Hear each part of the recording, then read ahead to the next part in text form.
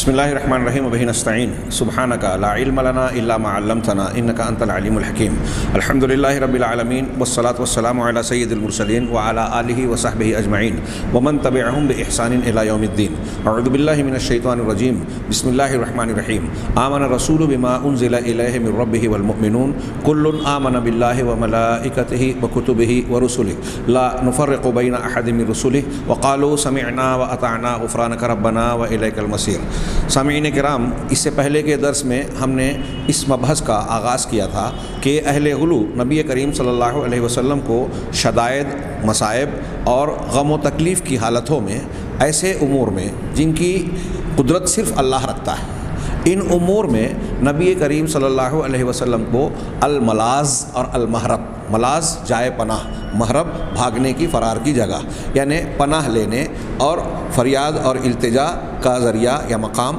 رسول اللہ صلی اللہ علیہ وسلم کو بھی مانتے ہیں۔ اس موضوع کی اہمیت اور ضرورت سے متعلق پچھلے درس میں بات قدر طویل ہو گئی تھی کہ اس میں خاص طور سے یہ بیان کیا گیا کہ ہمارے ارد گرد میں جو سماج معاشرہ تصوف زدہ پایا جاتا ہے، الگ الگ کئی مسلک کے لوگ جو ہیں وہ اس قسم کی غلط فہمی اور بدعقیدگی کے شکار ہیں، اور دوسری طرف یہ بھی کہتے ہیں کہ ہمارا ایمان کمزور ہے، ایمان کو مضبوط بنانے کے لیے وہ بعض اعمال پر محنت کرتے ہیں، عقائد پر نہیں، جس کا براہ راست ایمانیات سے تعلق ہے۔ آئیے یہ انہوں نے ہمارے سامنے صاحب کتاب نے کچھ اشعار بطور مثال و نمونہ پیش کیے ہیں۔ میں یقین رکھتا ہوں کہ آپ حضرات جو سن رہے ہیں ہندوستان پاکستان کے بسنے والے بطور خاص، وہ ایسے بہت سارے اشعار، بہت سارے خطابات، بہت ساری کتابیں، روایتیں اس طرح کی پڑھتے ہوں گے الٹی سیدھی، جس میں اللہ کے نبی صلی اللہ علیہ وسلم، بلکہ نبی صلی اللہ علیہ وسلم کیا، آپ کے بعد بہت سارے آپ کی امت کے افراد، اولیاء صالحین کے بارے میں ایسے واقعات بیان کیے جاتے ہیں جس سے لوگوں کے سامنے یہ لگتا ہے کہ یہ بزرگان دین بھی اس لائق ہیں کہ مصیبت تکلیف میں انہیں پکارا جائے، وہ ہمارے لیے جائے پناہ بن سکتے ہیں۔ انا للہ و انا الیہ راجعون۔ نبی صلی اللہ علیہ وسلم کے بارے میں یہ چند اشعار میں نے بتایا تھا کہ دکتور صادق نے جو ہے الگ الگ شعراء کے عربی میں 14 اشعار نقل کیے ہیں۔ میں ان میں سے چند ایک کے کچھ خلاصے ذکر کروں جو آپ کے لیے بطور نمونہ ہوں گے۔ نبہانی کے حوالے سے انہوں نے کہا کہ محمد جمالی حلبی ایک شاعر ہے عربی کا، وہ کہتا ہے یا ملازی یا منجدی یا منائی یا معاذی یا مقصدی یا رجائی، انا للہ و انا الیہ راجعون۔ پہلے ہی یہ شعر ہے، 4 میں سے پہلا میں نے پڑھا کہ اے ملازی یعنی میری جائے پناہ، لازا یلوز و پناہ پکڑنا کو کہتے ہیں عربی میں، تو اے میری جائے پناہ، یا منجدی انجاد فائدہ پہنچانا یعنی مجھ کو فائدہ دینے والے، اے مجھے فائدہ دینے والے، یا منائی اے میری مدافعت کرنے، نعا یا نعا مناعات کہتے ہیں، دور کرنا، مدافعت کرنا، تو یہاں مطلب مصیبت تکلیف پریشانیوں سے مدافعت کرنے والے، دور کرنے والے، بچانے والے، میری مصیبت کی چیزوں کو مجھ سے ہٹانے والے، یہ مراد ہونا چاہیے۔ یا منائی یا معاذی اے میری معاذ یعنی پناہ دینے والے مجھ کو، یا مقصدی اے میرے مقصود و مطلوب، یا رجائی اے میری امید یا امید کا مرکز، یا نصیری یا عمدتی یا مجیری۔ تیسرا مصرع ہے یہ کہ اے میرے مددگار، اے میرے عمدہ یعنی جس پر کہ میں تکیہ کروں، میرا سہارا کہہ لیجئے، میرے سہارے، یا مجیری اے مجھے پناہ دینے والے، بچانے والے، یا خفیری یا عدتی یا شفائی، یہ میرا پوری زندگی کا سر و سامان تو ہی ہے، اے میرے سامان، اے میری شفا، اور مجھے بچانے والے، ادرک ادرک اغث اغث یا شفیع، پکڑ لے فریاد، مدد کر اے میرے سفارشی، عند ربی میرے رب کے پاس، کیا ہے عند ربی وعطف وجد بالرضا، اور تو مجھ پر مہربانی کر اور رضا کے ساتھ فیاضی کر، زیادہ یجود سے جد، اس میں فعل امر جد، تو میری فیاضی کر رضا مندی کے ساتھ میں، انت عونی وملجئی وغیاثی، تو میرا مددگار ہے، میری پناہ گاہ ہے، اور میرا غیاث ہے، فریاد کی جگہ اور مدد کی جگہ، وجلا قربتی وانت غنائی، اور میری قربت یعنی میری تکلیف اور غم کو دور کرنے کا ذریعہ تو ہی ہے، اور تو ہی میری غنا ہے۔ یہ حلبی صاحب کے 4 اشعار جو نبہانی نے شواہد الحق صفحہ نمبر 355 سے نقل کیا. اس کے بعد نبہانی ہی نے عبدالعزیز الزمزمی المکی کے 7 اشعار نقل کیے. میں ان سارے شعروں کو پیش نہ کرتے ہوئے اس میں سے 1-2 مصرے کا صرف تذکرہ کر دوں کہ کہہ رہے ہیں اس میں بیچ میں کم ہموم من الدیون علتنی انا فی فکرہا صباح مسائی. اس سے پہلے کہ شعر میں جو پہلا شعر ہے کہ مدد کے اعتبار سے اپنی سانسیں لیتا ہوا ہر لمحہ ہر لحظہ مدد مان کر پناہ گاہ مان کر مہربانی کے اعتبار سے کھنچتے ہوئے جواب کی امید میں ندا اور پکار کے ساتھ میں تیرے جواب کی دنیا کے کتنے دیون بوجھ اور قرض کے کتنے ہموم ہیں جس نے مجھے بیمار کر رکھے ہیں اور میں صبح شام اس کی فکر میں رہتا ہوں. آگے ان کا اٹھانا میرے لیے بڑا مشکل ہے، لیکن میں یہ امید رکھتا ہوں کہ یا تو وہ وضع ہو جائیں گے یا اس کو میں پورا کر پاؤں گا. کیسے؟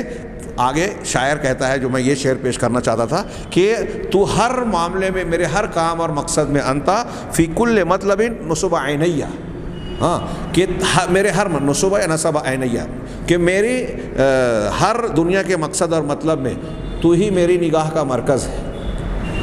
میری آنکھ کے سامنے تیری ہی شخصیت ہے. کوئی بھی میرا مطلب ہو، مقصد ہو، میری مراد ہو، تیری ہی طرف میری نگاہ امید اٹھتی ہے، مرکز امید تو ہی ہے. لا ارا لی الا سوا کل التجاء، تیرے علاوہ میں کسی اور کے پاس التجا پناہ نہیں پاتا کہ کسی اور کے سائے میں آؤں، پناہ میں آؤں. تیرے علاوہ مجھے کوئی نظر نہیں آتا. انا للہ. بتائیے، یہ دیکھیے کھلا شعر. اللہ کو بھی گویا اس میں رد کر دیا. اب اگر ہم گفتگو کریں گے تو وہ کہیں گے کہ اللہ اور رسول تو ایک ہی ہیں. اب رسول کو خطاب کر رہے ہیں تو اللہ ہی ہے. اگر یہ بھی مان رہے ہیں تو یہ کتنا شرک اکبر نہیں ہے تو اور کیا ہے. بلکہ میں تو کہوں گا کہ عیسائیوں کے جو وہ کہتے ہیں کہ اللہ نے حضرت عیسیٰ کو بیٹا بنا لیا، اس سے بڑا شرک ہے اور اسی کے جیسا ہے. حضرت عیسیٰ کے اندر اللہ تعالیٰ کا حلول ماننا، یا یہ کہنا کہ اللہ تعالیٰ نے نعوذ باللہ اللہ نے اپنا بیٹا بنا لیا، یہ کفر اکبر، شرک اکبر کے ایک انتہائی شکل ہے. تو یہ کیا ہے کہ نبی صلی اللہ علیہ وسلم کو نعوذ باللہ اللہ یا اللہ کا جز قرار دینا، جو پہلے ہم پڑھ چکے ہیں کہ نور مجسم، اللہ کے نور سے نکل کر آپ کا نور جو ہے وجود میں آیا اور وغیرہ وغیرہ، اس پر جو عمارت کھڑی گئی. اور یہاں کہہ رہا ہے کہ تیرے سوا میرا کوئی التجا اور پناہ کا مقام ہے ہی نہیں، میں دیکھتا ہی نہیں. تو کیا مطلب ہے؟ اور اسی میں آگے کہہ رہا ہے یا مجلی بحبہ الکربہ فرج قربت القلب واکشف الغما. کہہ رہے ہیں کہ اے اپنی محبت کے ساتھ تک غم کو دور کرنے والے، میرے دل کے غم کو ہٹا دے اور تاریکی کو چھانٹ دے. یا مرجی الخطوب انت المرجع. آخری شعر میں پڑھوں، عظمت قربتی فجئتک قصدن، کہ میری مصیبت، میرا غم بہت بڑا ہے تو میں آپ ہی کے پاس بڑے بڑے مقاصد، اگلے مصرے کو ملا کے ترجمہ کر رہا ہوں، بڑے بڑے مسائل اور مقاصد لے کر آپ ہی کے پاس قصد کر کے، امید لے کر آیا ہوں. یہ بالقصد اب مسائل کا حل کر کے جانا، کسی کی طرف امید کر کے دل کی امید اور رجا کے ساتھ متوجہ ہونا، یہ عبادت ہے جو بندہ اللہ کے لیے اختیار کرتا ہے. آپ جب حج کے لیے جاتے ہیں تو اللہ تعالیٰ کی طرف قصد کر کے، عبادت کا قصد کر کے جاتے ہیں. آپ جب دعا مانگتے ہیں تو اللہ تعالیٰ کی طرف قصد اور امید کرتے ہیں. لیکن آپ یہی قصد، یہ میں ایک ضمنی بات مسئلہ شرک کا پیش کر رہا ہوں جو ہمارے یہاں کرتے ہیں بریلوی حضرات یا صوفی لوگ، کہ آپ فلاں بزرگوں کی طرف قصد کر کے ان کی طرف، ان کی قبر اور روضے کی طرف توجہ کر کے یہ دعا مانگیں، یہ پڑھیں تو آپ کا مقصد پورا ہوگا، آپ کا معاملہ حل ہوگا. تو آپ نے یہ قصد اگر کسی شخصیت، کسی قبر، کسی غیر اللہ کی طرف کیا تو یہ شرک ہے. اچھی طرح دماغ میں رکھیے. یہ دل کا وہ ارادہ جو آدمی بندہ نماز پڑھنے کھڑا ہوتا ہے، اللہ کی طرف توجہ کرتا ہے، توجہ الی اللہ، قبلے کی طرف رخ کر کے اللہ کی طرف توجہ ہوتی ہے، اللہ کے لیے خشوع خضوع ہوتا ہے. عبادت میں مقصود و مطلوب اللہ کی ذات ہوتی ہے. یہ ذات، یہ جذبہ جو میں بیان کر رہا ہوں خشوع خضوع کے تحت میں آتا ہے، توجہ الی اللہ کے ساتھ میں. تو یہ عبادت ہے. اگر اس قسم کی کوئی جذباتی کیفیت کسی انسان کی اللہ کے علاوہ کے لیے ہوگی تو وہ شرک ہے. یہ داخلی طور سے دل کا عمل ہے. ہم نے عبادت کی تعریف پڑھی نا کہ جن چیزوں کو اللہ بندوں سے چاہتا ہے، پسند کرتا ہے، اعمال اور اقوال ظاہری ہوں یا باطنی ہوں، تو یہ باطنی اعمال ہیں. یہ اگر اللہ کے لیے ہم کر رہے ہیں تو غیر اللہ کے لیے کرنا شرک ہے.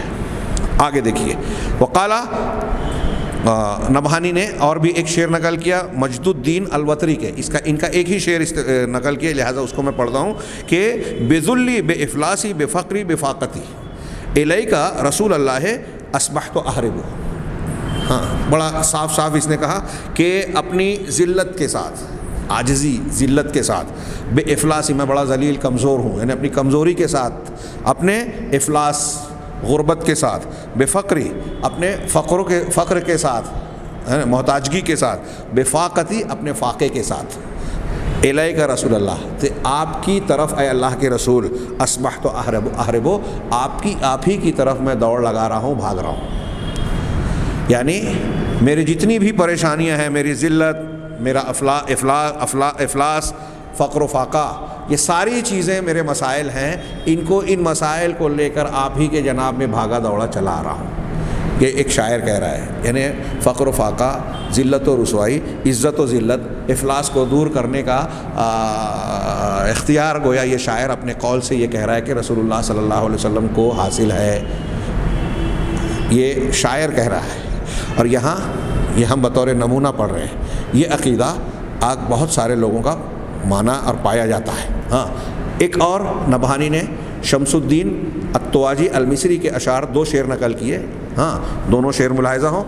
وہ کہتا ہے یا رسول الہ، یہ نمونے کے طور پر، حالانکہ ان چیزوں کو نقل کرتے ہوئے میں ذاتی طور پر مجھے اچھا نہیں لگتا، ڈر لگتا ہے کہ ایسی چیزیں اگرچہ نقل کفر نباشت کہا جاتا ہے اور تعلیماً یہ چیزیں نقل کی جاتی ہے. اللہ تبارک و تعالیٰ نے نصارہ کے قول کو نقل کر کے اس کا رد کیا ہے کہ ان لوگوں نے کہا کہ اللہ 3 کا تیسرا ہے، اللہ نے بیٹا بنایا ہے، تو رد کرنے کے لیے نقل کیا جا رہا ہے. وہی ہمارا مقصد ہے.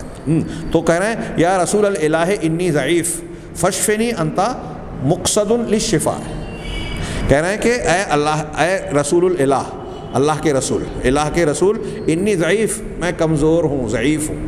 ہاں میں بیمار ہوں، ہاں میں کمزور ہوں، ضعیف ہوں. فاشفنی، لہٰذا آپ میرا مداوع کیجئے، شفا دیجئے، صحت مند بنا دیجئے. ہاں مجھے تندرست کر دیجئے. انت مقصد للشفاء، شفا کے لیے آپ ہی مقصود ہیں. مقصد کا میں نے اعراب پڑھا قصد سے اس میں مفعول بنا کر، یعنی آپ شفا کے لیے آپ ہی کی طرف قصد کیا جاتا ہے. یعنی میرے قصد کا مرکز آپ ہی ہیں کہ میں آپ سے شفا مانگ رہا ہوں، صحت و تندرستی مانگ رہا ہوں. ہاں یا رسول الہ ان لم تغثنی، اے الہ یعنی اللہ کے رسول، اگر آپ نے میری مدد نہیں کی، فریاد رسی نہیں کی، ہاں فإلی من تری یکون التجائی، تو آپ بتائیے کہ میری التجا، میری پناہ طلب کرنا کس کے جناب میں ہوگا؟ میں اور کس سے التجا کروں گا؟ کس کے جناب میں بارگاہ میں جا کر مانگوں گا؟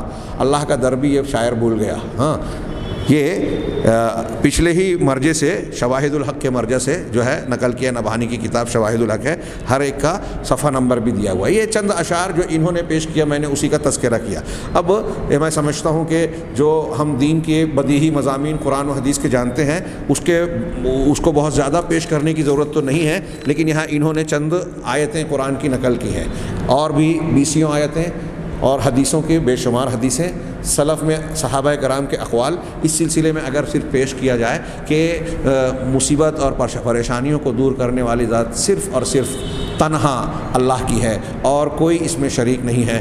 اور پھر خود انبیاء کرام علیہ الصلاۃ والسلام کے وہ واقعات جو قرآن میں ہیں، نبی صلی اللہ علیہ وسلم کے بعض معاملات جن کا تذکرہ قرآن میں ہے اور بعض جو سیرت اور حدیث کی کتابوں میں ہیں، اگر آدمی اس کا ایمانداری سے سرسری مطالعہ بھی کرے، بہت زیادہ ڈیپ میں نہ جا کر، گہرائی میں نہ جا کر سرسری مطالعہ بھی کرے، تو ان شعراء کی باتوں کو دیوار پر ہی نہیں بلکہ پیروں تلے روندنے کا دل ہوگا اس کا، کہ انتہائی بکواس بات ہے. نبی کریم صلی اللہ علیہ وسلم ہر معاملے میں پریشانی، مصیبت، تکلیف، مشقت میں اللہ سے دعا مانگ رہے ہیں. ہاں مکی دور میں آپ کے صحابہ جو ہے پریشانیوں سے دوچار ہیں، آپ گزر رہے ہیں. عمار بن یاسر اور ان کا خاندان پورا، ان کے والدین کفار مکہ کی تکلیفوں کی زد میں ہیں. اللہ کے رسول صلی اللہ علیہ وسلم وہاں اپنی آنکھوں سے دیکھ کر ان کی مدد نہیں کر پا رہے اور کہہ رہے ہیں ان کو تسلی دے کر. ظاہری مدد نہیں کی، لیکن باطنی طور سے ان کو قوت دینے کے لیے اللہ کے رسول صلی اللہ علیہ وسلم نے فرمایا کہ صبر یا آل یاسر موعدکم الجنہ، اے آل یاسر صبر کرو، تمہارا وعدے کا مقام، تمہارا ٹھکانہ جنت ہے. گویا ان کو ان کو جو ہے تسلی دی.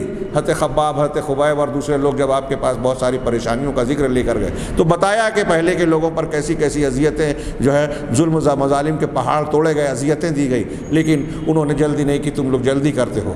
ان مشقتوں سے آپ کی آنکھوں کے سامنے آپ کے صحابہ کرام گزر رہے ہیں، آپ سے شکایتیں کر رہے ہیں، آپ کے دل میں ان کا درد تھا، لیکن آپ کچھ نہیں کر سکے وہاں ذاتی طور پہ، ظاہری طور پر اس مرحلے میں.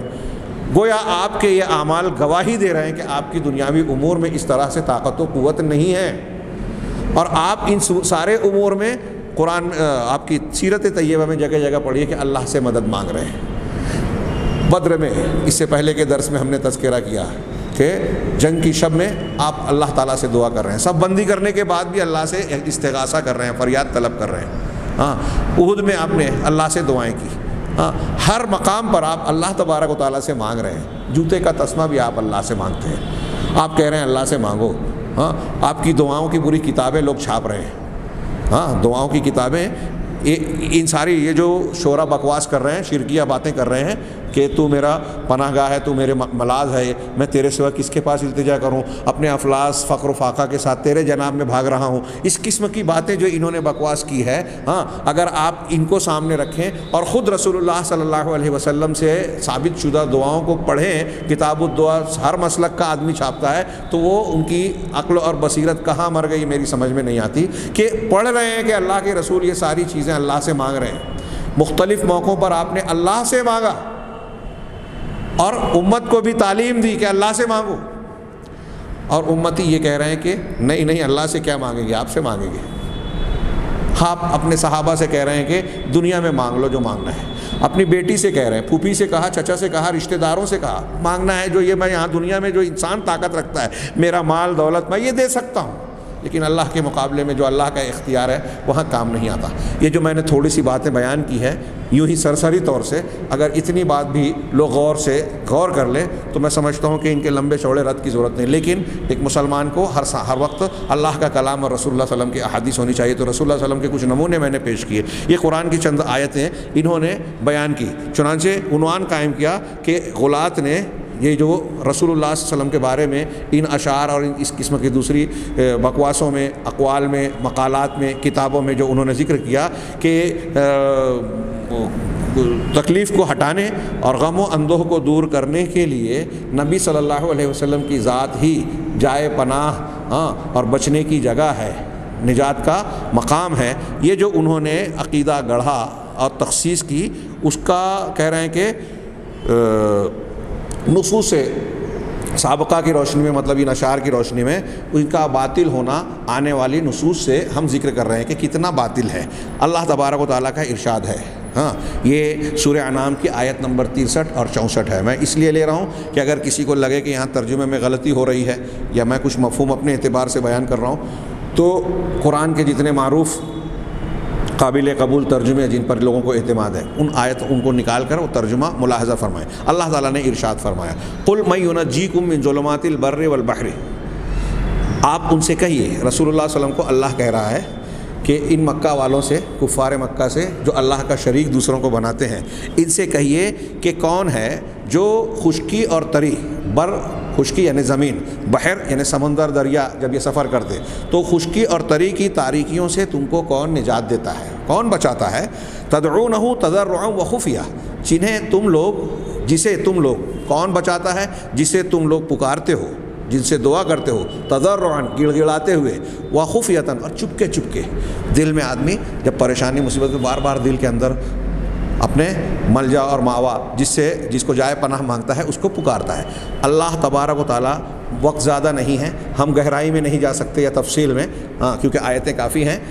میں کہوں گا کہ اللہ کے اس کلام پر تھوڑا سا غور کیجئے کہ کن سے سوال کرنے کو کہہ رہا ہے اللہ تعالیٰ. ان لوگوں سے جن کو ہم اور آپ، وہ بریلوی ہو، دیوبندی ہو، صوفی ہو، اہل الحدیث ہو، کوئی بھی ہو، سب کو یہ بات معلوم ہے، جن کو ہم اور آپ قرآن حدیث مشرکین کہتا ہے. ان سے سوال ہو رہا ہے کہ خشکی اور تری کی مصیبتوں میں، اندھیاریوں میں نجات حاصل کرنے کے لیے تم کس کو پکارتے ہو، گڑ گڑا کر، چپکے چپکے سے دل میں، ہاں کس کو پکارتے ہو؟ کون تم کو نجات دیتا ہے؟ پہلا جملہ یہ. اور جس کو پکارتے ہو تم گڑ گڑا کر اور چپکے چپکے. لئن انجانا من هذه لنکونن من الشاکرین. تو کیا کہتے ہو تم جب چپکے چپکے اللہ سے مانگتے ہو؟ تو کہ اگر اللہ تبارک و تعالیٰ نے اس مصیبت سے جو ہمارے سامنے کھڑی ہے اس سے اگر ہمیں بچا دیا، نجات دے دی، تو ہم ضرور شکر گزار لوگوں میں شامل ہو جائیں گے. لنکونن من الشاکرین. ان لوگوں میں ہو جائیں گے، ایسے بندوں میں شامل ہو جائیں گے جو شکر ادا کرتے ہیں اللہ کا، یعنی اس کے قدردانی کرتے ہیں، اس کی نعمت کو مانتے ہیں، اعتراف کرتے ہیں. مطلب اب اللہ ہی کے ہو رہے ہیں کیونکہ وہ بچا رہا ہے تو اس کی گن گائیں گے، ایسا کہتے ہیں، وعدہ کرتے ہیں. لیکن قل اللہ، اب آگے اللہ نے جواب دیا قل اللہ ینجیکم منہا. یہاں جملے میں سوال کرنے کے بعد اللہ تبارک و تعالیٰ کا یہ جملہ نقل کے بعض اہل تفسیر نے کہا کہ اللہ تعالیٰ نے جب یہ آیت پیش کی اللہ کے رسول نے مکہ والوں کے سامنے، تو انہوں نے یہ بات تو کہی کہ ہاں یہ بات تو صحیح ہے کہ اللہ کے جو معاملات ہیں، ہاں سمندر میں کہو، خشکی میں کہو، مصیبت جب آتی ہے تو وہی بچاتا ہے. اس معاملے میں کوئی اس کا دخل نہیں رکھتا، کوئی اس کا شریک نہیں ہے. لیکن ساتھ ہی ساتھ انہوں نے کہا کہ ہمارے جو معبودان ہیں جن کو ہم پوجتے ہیں وہ اللہ کے کاموں میں حصے دار یا دخیل تو نہیں ہے، لیکن وہ اللہ کے پاس سفارش کر سکتے ہیں. تو اللہ تعالیٰ نے اسی لیے خود جواب دیا کہ وہ سفارش کیا کریں گے. قل اللہ ینجیکم منہا ومن کل کرب ثم انتم تشرکون. کہ اللہ ہی ہے، آپ کہیے کہ یہ اللہ ہی ہے جو تم کو ان تکلیفوں سے، یعنی خشکی اور طری کے اندھیاریوں سے، ظلمات سے تم کو بچاتا ہے، نجات دیتا ہے. اور صرف انہی سے نہیں، ومن کل کرب، اور ہر غم سے، ہر دکھ سے، ہر تکلیف سے. کرب کا ترجمہ میں نے کیا غم، دکھ، تکلیف، صدمہ، جو بھی مصیبت پریشانی کی شکل ہے انسان کو غم کی حیثیت سے تکلیف دیتی ہے، ہاں وہ کرب کے معنی میں شامل ہوگا. تو ہر تکلیف سے، ہر اذیت سے تم کو نجات دیتا ہے. ثم انتم تشرکون، پھر تم ہو کے شرک کرتے ہو اس کے ساتھ. ہاں کرنے والی ذات اور فیصلہ اللہ کے اختیار میں ہے. تم جب اسے پکار رہے ہو تو جس وقت سمندر میں پھنستے ہو ڈائریکٹ پکارتے ہو، وہاں بھول جاتے ہو جن کو کہ یہ سفارشی ہیں. تو مطلب تمہارے دل و دماغ میں خود یہ تمہاری فطرت گواہی دے رہی ہے کہ اصل بچانے والا، کرنے والا اللہ ہے، اور تم ڈائریکٹ اس سے پکارتے ہو جب مصیبت میں پڑتے ہو. تو عام حالات میں کیوں تم کو بیچ میں جو ہے وسیلوں کی ضرورت پیش آ گئی؟ جب اللہ تعالیٰ سمندر میں ڈائریکٹ سنتا ہے تو یہاں ڈائریکٹ نہیں سن سکتا؟ عجیب غریب لوگوں کا ذہن و مزاج ہے. آگے یہ اللہ تعالیٰ کہہ رہا ہے، اور اللہ تبارک و تعالیٰ نے دوسری آیت میں سورہ نحل کی آیت نقل کی، فرمایا وما بکم من نعمت فمن اللہ. اور تمہارے پاس جو بھی نعمتیں ہیں وہ اللہ کی طرف سے ہے. ثم اذا مسکم الضر فالیہ تجأرون. اور پھر جب تم کو کوئی تکلیف پہنچتی بھی ہے تو تم اللہ تبارک و تعالیٰ ہی کے جناب میں گڑ گڑاتے ہو، ہاں اسی کی طرف پلٹتے ہو. مطلب کیا کہ یہ تمہاری فطرت ہے، ہاں کہ تم دل سے یہ مانتے ہو کہ ہمیں جو کچھ ملا ہے اللہ سے ملا ہے، اور اس ملی ہوئی چیزوں میں بھی تمہیں اگر کوئی تکلیف آتی ہے، پریشانی آ جاتی ہے، تو تم اللہ کے جناب میں ہی گڑگڑاتے ہو. مطلب تمہاری فطرت اور دل میں یہ بات پیوست ہے کہ مصیبت تکلیف کو دور کرنا، محفوظ رکھنا، بچانا، ملاذ اور ملجا و ماوا ذات صرف اللہ کی ہے. ہاں ثم اذا کشف الضر عنکم اذا فریق منکم بربہم یشرکون. لیکن جب تم سے اللہ تعالیٰ تکلیف کو دور کرتا ہے تو تمہیں میں سے ایک جماعت اور ایک فریق ایسا ہے جو شرک کرنے لگتی ہے. یہ مضمون جو آیتوں میں بیان کیا جا رہا ہے، اور بھی آیتیں ہیں، آپ اللہ کے رسول صلی اللہ علیہ وسلم کی حدیثوں میں بھی پائیں گے. سونے کے وقت کی دعا بڑی شاندار دعا، اللہم انی اسلمت نفسی الیک وفوضت امری الیک والجأت ظہری الیک رغبتا ورہبتا الیک لا ملجا ولا منجا منک الا الیک. یہ ایک جملہ جو میں نے بیچ کا پڑھا، لا ملجا ولا منجا منک الا الیک، کہ لا ملجا کوئی نہیں ہے، ملجا جہاں پناہ پکڑی جائے، ہاں، اور منجا نجات کی جگہ کوئی نہیں ہے، من کا تجھ سے بچ کر جانے کی، الا الیک مگر تیری ہی طرف.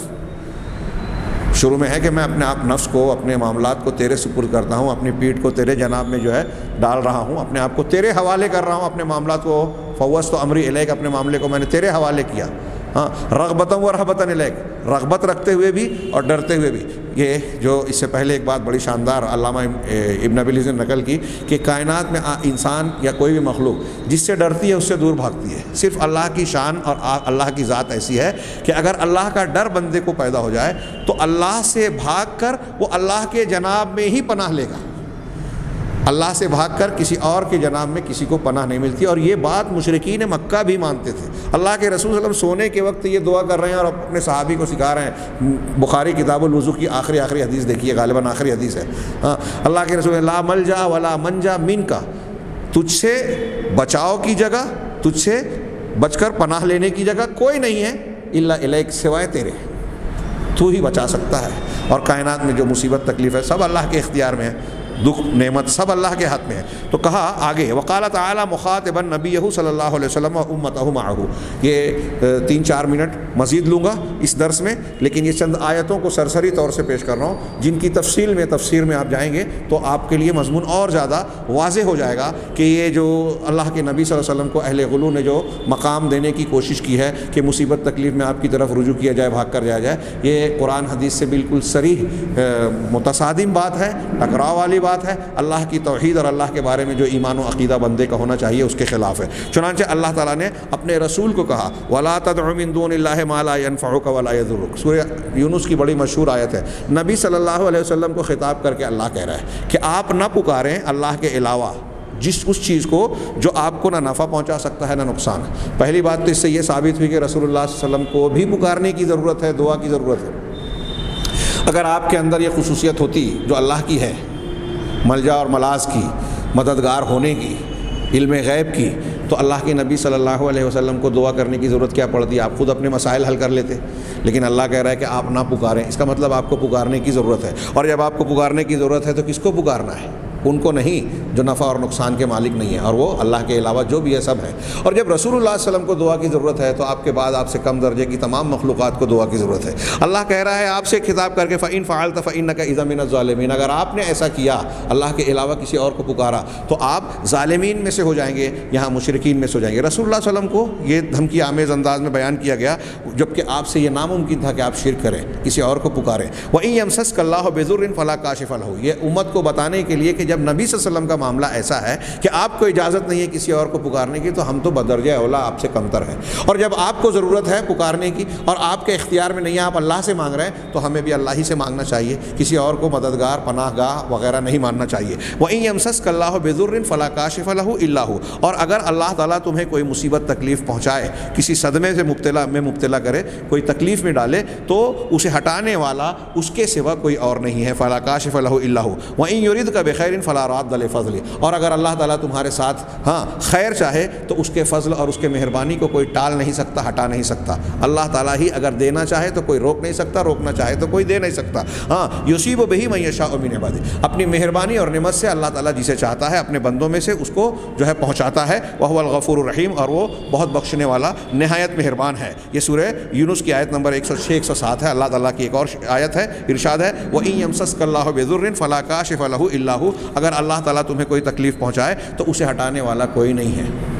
مشکل کشا اللہ کے سوا کوئی نہیں ہے. یہ قرآن کہہ رہا ہے, اور آج لوگوں نے کن کو بنا رکھا ہے. وَإِن يَمْسَسْكَ بِخَيْرٍ فَهُوَ عَلَى كُلِّ شَيْءٍ قَدِيرٌ. اور اگر اللہ تعالیٰ تمہارے ساتھ کوئی مہربانی اور خیر کا ارادہ کرے, پہنچائے, تم کو خیر پہنچائے, تو پھر وہ ہر چیز پر قادر ہے. سورہ انعام آیت نمبر 17. اسی طرح اللہ تبارک و تعالیٰ نے سورہ زمر میں فرمایا وَلَئِن سَأَلْتَهُم مَّن خَلَقَ السَّمَاوَاتِ وَالْأَرْضَ. اگر آپ ان سے پوچھیں کہ آسمان و زمین کو کس نے پیدا کیا, آسمانوں اور زمین کو, لَيَقُولُنَّ اللَّهُ. تو یہ مشرکین مکہ, دیکھیے مشرکین مکہ بھی کہیں گے کہ اللہ. قُلْ أَفَرَأَيْتُم مَّا تَدْعُونَ مِن دُونِ اللَّهِ. آپ ان سے کہیے کہ بھلا بتاؤ تو صحیح کہ جن کو تم اللہ کے سوا پکارتے ہو, ان أَرَادَنِيَ اللَّهُ بِضُرٍّ, اگر اللہ تعالیٰ میرے ساتھ کسی تکلیف اور مصیبت کا ارادہ کرے, نقصان کا ارادہ کرے, هل هن کاشفات الضر, تو کیا اللہ کے پہنچائے ہوئے نقصان کو یہ معبودان باطلہ جن کو تم پکارتے ہو یہ ہٹا سکتے ہیں؟ ہم یہاں سوال کریں کہ جتنے بابا, پیر, فقیر, انبیاء, صالحین, فرشتے ہیں, اگر اللہ کسی انسان کو کوئی نقصان, تکلیف, پریشانی دینا چاہے تو کیا یہ سب مل کر اسے دور کر سکتے ہیں؟ یہ قرآن کی آیت کے مفہوم میں واضح ہے, دیکھ لیجئے. او ارادنی برحمت, یا اللہ تعالیٰ میرے ساتھ کوئی مہربانی کرنا چاہے, رحمت کا ارادہ فرمائے, هل هن ممسکات رحمتی, تو کیا اللہ کے رحمت اور مہربانی کو یہ لوگ روک سکیں گے؟ قل حسبی اللہ, آپ کہیں کہ نہیں, میرے لیے اللہ ہی کافی ہے. علیہ یتوکل المتوکلون. یہاں جی جو میں نے پیچھے کی آیت میں کہہ دیا کہ جب اللہ تعالیٰ سے اللہ کے رسول نے ان سے سوال کیا تو انہوں نے کہا کہ نہیں یہ سب تو نہیں کر سکتے ہمارے معبودان، ہاں شفاعت کر سکتے ہیں. تو اللہ کے رسول کو کہا گیا جواب میں دو کہ آپ کہیں میرے لیے اللہ کافی ہے، اور توکل بھروسہ کرنے والوں کو اسی پر بھروسہ کرنا چاہیے. اسی طریقے سے اللہ تبارک و تعالیٰ نے سورہ جن میں اپنے نبی کو حکم دیا کہ وہ کہیں قل انی لا املک لکم ضرا ولا رشدا. آپ ان سے کہیے کہ میں تم سے کوئی تکلیف اور مصیبت اور کسی بھلائی کا اختیار نہیں رکھتا. قل انی لن یجیرنی من اللہ احد. آپ ان سے کہیے کہ اللہ تبارک و تعالیٰ کے مقابلے میں مجھے کوئی پناہ نہیں دے سکتا. اس کی تشریح کی ضرورت ہے لیکن موقع نہیں ہے کہ مجھے نبی صلی اللہ علیہ وسلم کو کہا جا رہا ہے کہ آپ کہیے کہ مجھے اللہ سے کوئی بچانے والا، پناہ دینے والا پناہ نہیں دے سکتا، اور میں اللہ کے علاوہ کوئی جائے پناہ پاتا بھی نہیں. قرآن کہہ رہا ہے رسول سے کہ آپ یہ کہیے کہ میرے پاس اللہ کے علاوہ کوئی جائے پناہ نہیں ہے. الا بلاغا من اللہ و رسالتی. ہاں صرف اتنا اختیار ہے کہ اللہ کی جانب سے لوگوں تک پہنچا دوں، اس کی رسالت اور پیغام کو لوگوں تک پہنچا دوں. وَمَن يَعْصِ اللَّهَ وَرَسُولَهُ فَإِنَّ لَهُ نَارَ جَهَنَّمَ. اور جو اللہ اور اس کے رسول کی نافرمانی کرے گا، ان کی بات نہیں مانے گا، تو ان کے لیے جہنم کا عذاب ہے، خالدین فیہا ابدا، جس میں وہ ہمیشہ ہمیشہ رہیں گے. سورہ جن کی آیت نمبر 21 اور 23 ضرور پڑھ لیں. ہاں اسی طریقے سے اللہ تبارک و تعالیٰ نے پچھلے اہل مکہ کے ابتدائی مشرکین کے بارے میں یہ بیان کیا کہ جب انہیں تکلیف پہنچتی تھی تو وہ اللہ تعالیٰ کی طرف رجوع کرتے ہوئے صرف اللہ سے دعا کرتے تھے. مشرکین مکہ، جن کو ہم مشرکین مکہ کہہ رہے ہیں، مصیبت میں وہ اہل اللہ کی طرف پکڑ پلٹتے تھے، اور آج اس کے الٹا ہے کہ مصیبت میں لوگ قبر والوں کی طرف جاتے ہیں. یہ کہہ رہے ہیں اللہ تعالیٰ کہہ رہا ہے وَإِذَا مَسَّ الْإِنسَانَ ضُرٌّ دَعَا رَبَّهُ مُنِيبًا إِلَيْهِ. جب انسان کو کوئی تکلیف پریشانی آتی ہے، چھوتی ہے، تو وہ اپنے پروردگار کو اسی طرف انابت کے ساتھ رجوع کرتے ہوئے اس کو پکارتا ہے. ثم اذا خولہ نعمت منہ. پھر جب اللہ تعالیٰ اپنی نعمت میں سے کوئی نعمت اس کو اس سے نوازتا ہے، نسی ما کان یدعو الیہ. تو جو دعا وہ کرتا تھا، پکارتا تھا، اللہ کے جناب میں گڑ گڑاتا تھا، وہ بھول جاتا ہے، فراموش کر دیتا ہے پہلے الہ من قبل وجعل للہ اندادا. اور اللہ کے انداد بنا دیتا ہے، اب دوسروں کو بھی پکارنا شروع کر دیتا ہے، لیضل عن سبیلی، تاکہ اللہ کے راستے سے اسے بھٹکا دے. قل تمتع بکفرک قلیلا. آپ ان سے کہیے کہ اپنے کفر کے ساتھ تھوڑے دن مزے لے لو. ہاں انک من اصحاب النار. آپ جہنم والوں میں سے ہیں. اسی طرح اللہ تعالیٰ کا ارشاد ہے کہ جب وہ کشتیوں میں سوار ہوتے تھے، فَإِذَا رَكِبُوا فِي الْفُلْكِ دَعَوُا اللَّهَ مُخْلِصِينَ لَهُ الدِّينَ. جب وہ کشتیوں میں سوار ہوتے ہیں تو اللہ کے لیے دین کو خالص کر کے پکارتے ہیں. فَلَمَّا نَجَّاهُمْ إِلَى الْبَرِّ إِذَا هُمْ يُشْرِكُونَ. جب انہیں خشکی کی طرف نجات دے دیتا ہے اللہ تو یہ اس کے ساتھ شرک کرنے لگتے ہیں. یہ مضمون کتنا بھرپور ہے قرآن مجید میں. یہ چند آیتیں صاحب کتاب نے نقل کی. آگے آخری جملہ یہ آیت کے بعد کہتے ہیں وَأَمَّا غُلَاةُ الصوفیہ. یہ تو مشرکین اولین کا حال تھا کہ تکلیف میں اللہ کی طرف رجوع کر رہے ہیں دین کو خالص کر کے. لیکن یہ صوفیوں اور قبوریوں کے جو اہل غلو ہیں، غلو کرنے والے لوگ ہیں، ان کو جب مصیبت تکلیف پریشانی بھی آتی ہے، مصیبت میں بھی گھرتے ہیں تو اللہ کے علاوہ دوسروں کو پکارتے ہیں. نعوذ باللہ من هذه الخذلان. کتنی بڑی گمراہی ہے. اللہ تعالی ہمیں اس سے محفوظ رکھے اور ہمارے بھائیوں کو بھی اس بدعقیدگی سے توبہ کر کے صحیح عقیدہ اختیار کرنے کی توفیق عطا فرمائے. وآخر دعوانا ان الحمد للہ رب العالمین وصلی اللہ علی نبینا محمد.